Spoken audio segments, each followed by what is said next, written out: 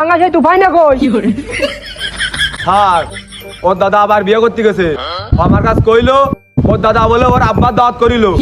এখন ওর আব্বা কইছে ওর দাদি ছাড়া যাবে না, এই জন্যই ওর আব্বার বদলি ও গেছে। কত বড় ফাজিল, চিন্তা করা যায়। যাই হোক, হাতের লেখা সবাই দিয়েছিস তো? দিছি স্যার।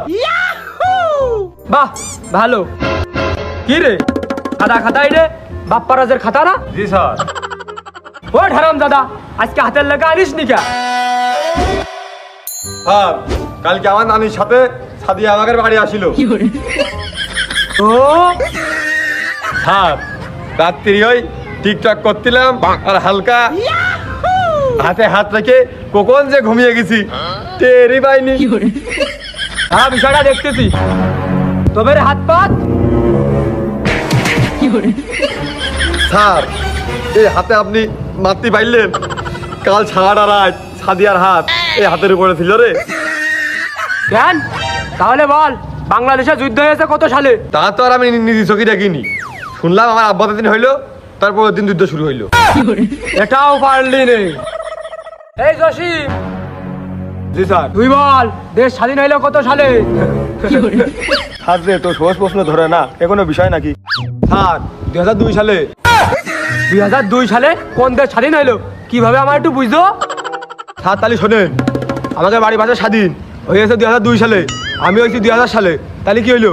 ও আমার সাথে 2 বছরের ছোট, তাহলে কি হয় 2002 সালে স্বাধীন হয়? ওরে বদমাইশ,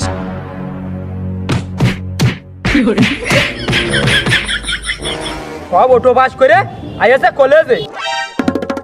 দেখি কি অঙ্ক করে আনেছিস?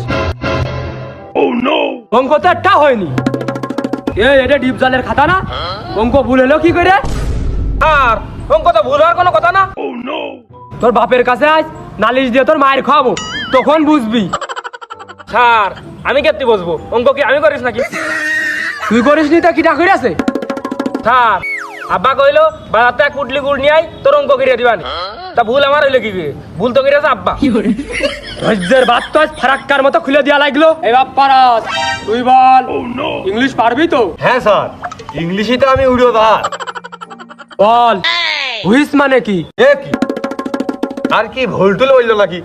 হবে তো হুইস কি, হুইস মানে কি কোম্পানি কি নামটা বদলিয়ে দিল। স্যার